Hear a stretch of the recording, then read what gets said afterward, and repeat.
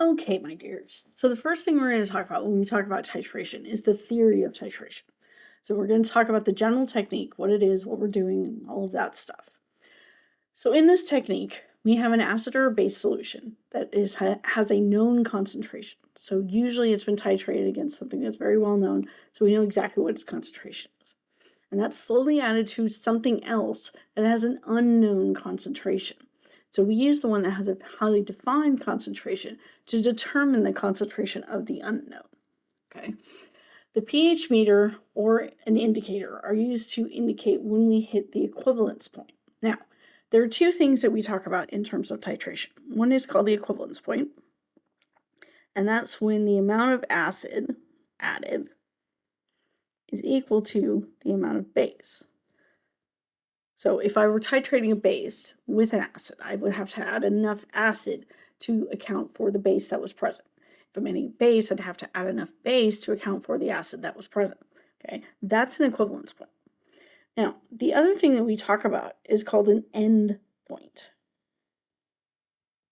And this is typically what we measure in the lab. Endpoints are determined by indicators, okay?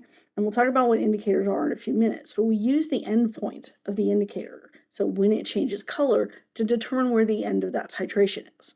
The end of that titration, if we're using an endpoint detection, is always past the equivalence point. Now, it may not be very far past, but it's always past. And so there is an error that comes up from that.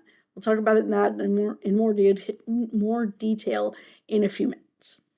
Now, the stoichiometric amount of acid that equals the base. So that's our equivalence point. And that's what we actually want to find. That's our ideal.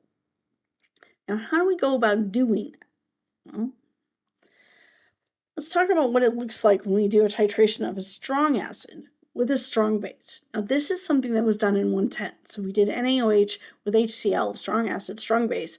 And of course, the pH that we find at the equivalence point, right there in the middle. And I'm going to zoom in so that I can talk about this.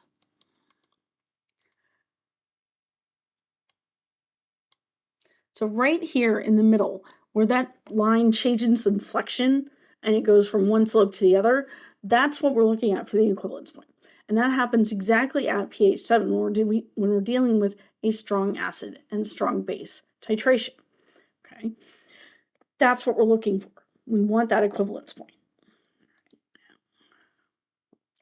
So at the equivalence point for those, we have pH equals 7. So our pH goes from very low, because all we have is acid, to higher pH. Then we hit the equivalence point, and all of a sudden it really, really changes. And then as we continue to add more base to it, we get more and more basic, and then we eventually flatten out as that happens. Okay, so that's a strong acid with a strong base. We've seen that before. This is the general shape of the titration curve that we would see from that. Now, when we talk about doing this with weak acids or weak bases, if we titrate a strong base with a strong acid, strong base with strong acid is the exact opposite. So we start with a high pH because of the base. We hit that equivalence point at 7, and then we go down and hit that low pH because of the addition of the acid. It's just the inverse of what we were just looking at. We just start in a different place, okay? But we still have that equivalence point at 7.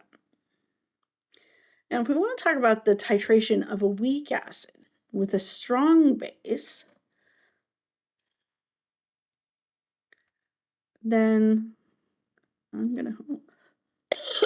Sorry. Then we're looking at, and I did not mean to do that. I meant to do that. I'm going to zoom in a little bit more.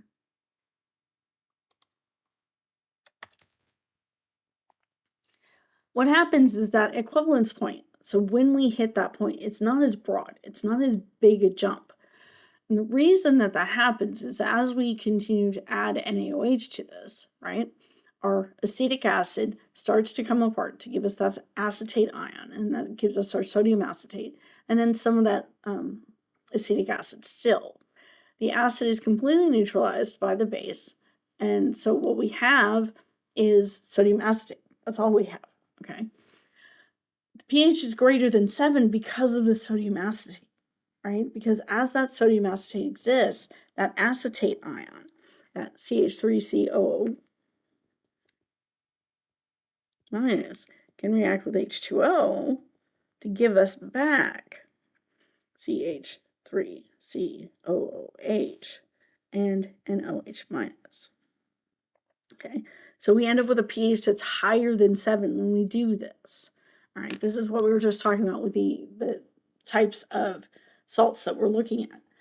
The other thing that happens when we talk about this is that there's this region in the center here that we need to be able to deal with.